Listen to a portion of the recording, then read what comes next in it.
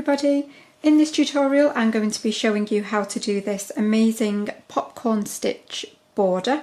So you can add this to absolutely any project that you like, obviously, but I've just done this. It looks a little bit over the top, to be fair, because I've just done this on a normal granny square. But although you get lots of texture from the border, obviously it's very 3D, very textured, you can see the main body of your blanket will still, or should still, sit perfectly flat, and then you have this beautiful bobbly popcorn texture all the way around the outside. So that is what it looks like from the back. I know people always like to see. So it's still very pretty on the back. It almost looks lacy and archy. It's very pretty. And then you have all of the texture along the front. So I'm very quickly going to apologise about my nails being painted. As you know, I do always try as far as possible to keep them plain for tutorials so that they don't distract from what we're doing. But I have a family birthday this weekend, so I'm trying to get ready for that. But yeah, hopefully they won't distract you from what we're actually doing. But let's just crack on. And this granny square is an updated version that I will be doing soon as well, just so you know, because this is the seamless join granny square. So just very quickly you can have a look, and there is no seams where it joins on the round, so this will be coming very soon as well. But let's crack on with the popcorn stitch border. So as with all borders, you're going to want to start with a round of UK double crochet all the way around. And this just gives you a nice base to start any of your borders from. But if you're not sure on how to do that, then just nip and check out the link in the description, because I do have a separate tutorial for that. So I've obviously already got my row of UK doubles. So obviously in the US, they are your single crochet. And now we're going to start on the popcorn stitches. Now I am starting in my corner space. So to start on a popcorn stitch, we want to chain 3 and then into this space here. So as I say, I'm in my corner space, so I'm actually going to be working a corner stitch now. So I've chained 3, and then into this space I'm going to do 4 UK treble crochet. So again, in the US this is double crochet. So the chain 3 counts as our first treble. So for a treble, you're going to yarn over, insert into that space, yarn over and pull up, and you'll have 3 loops on your hook. Yarn over, pull through 2, yarn over, pull through 2, and then obviously you're going to do that another 3 times. So yarn over and pull up, yarn over, pull through 2, yarn over, pull through 2. So we've got 3 now, because if you remember, that chain 3 counts as our first. Yarn over, pull through both. We've got 4 and one final one, 5. And once you've completed that 5th treble, you just want to pull up that loop ever so slightly and just pop it over your finger. And then obviously this one's different than any of the others because we've got a chain to start with, but you just want to find the top of that chain 3. So you've got 1, 2 and 3. So you're just going to pop your hook through that 3rd chain and then pop the loop back on your hook and tighten that up. And then you're going to slip stitch. So you're literally going to pull that loop through the other loop like so.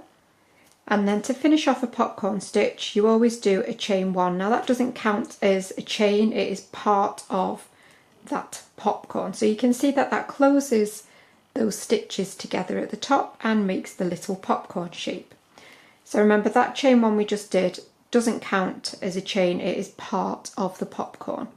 So now, because I'm in the corner, I'm going to chain 2 stitches, and then I'm going to go back into that very same space. So I've got my first popcorn, and I've got my chain 2, and then I'm going to go back into that very same space in the corner, and I'm going to do 5 trebles. 1, 2, 3, 4, 5. And then again, pull up that loop and just pop it over your finger. And this time we're going to go into the top of that very first treble that we did. And you're going to go through the whole of the top of that stitch. Pop that loop back over your hook and tighten up. And then slip stitch. Chain 1, again, part of the popcorn, there is not a chain in between. So that now has created my corner. So we've got a popcorn, chain 2, popcorn. We're now going to work along the straight edge, and so we're going to chain 1, and then we're going to skip the first double crochet. So mine is a little bit hidden underneath that popcorn, but I'm going to skip that one, and then into the next stitch I'm going to go straight into my next popcorn stitch. So 5 trebles,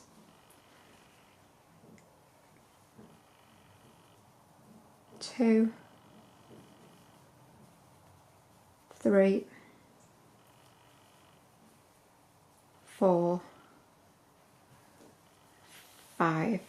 Again, pull up the loop, go into the top of that first treble, pop the loop back over your hook and slip stitch, chain 1. And then again, you're going to chain 1, miss 1 double crochet and do a popcorn into the next. So it's nice and simple once you get going. So I will just complete this popcorn with you, and then I will leave you to continue until you get to your next corner, and I will just do one more corner with you just to firm up exactly what you need to be doing there. So again, going to slip stitch, chain 1. Say it again, that chain 1 is part of the popcorn, and then you do the additional chain 1, skip 1 double crochet and popcorn. So if you want to continue that all the way along now until you get to your wherever your corner is, and I will meet you there in just a second. Okay, I'm at the corner again now, so I've done my final popcorn before my corner space, and you can see my corner space just there. So I'm going to do popcorn,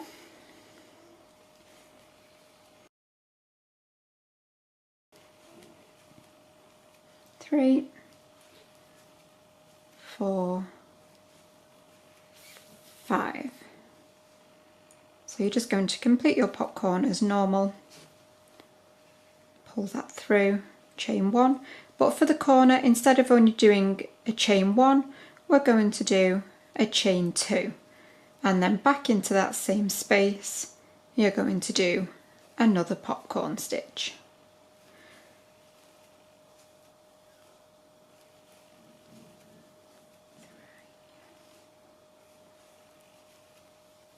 Four and 5.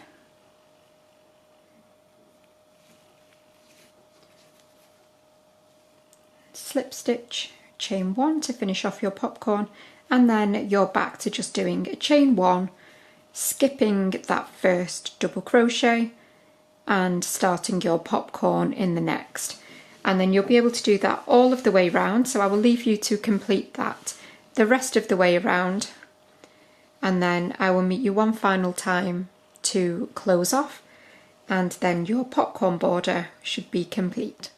So I've completed my last popcorn and I've done my chain 1, and then I'm just going to slip stitch into that very first popcorn stitch that we did.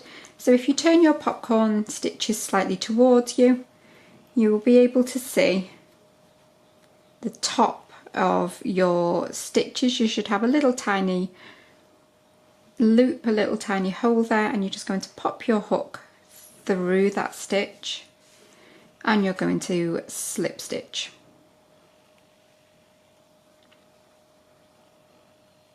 And you're going to do a little chain 1. You can then snip your yarn, and then you're just going to pull your hook out and pull that tight. So that has completed your popcorn stitch border. So you can see that although you get this beautiful texture all the way around the outside, the main body of your blanket should still sit perfectly flat, and it shouldn't ruffle or anything like that. It should just still be perfectly flat for the actual blanket itself. So I really do hope that you have enjoyed this popcorn stitch border tutorial. I think this is fast becoming my new favourite.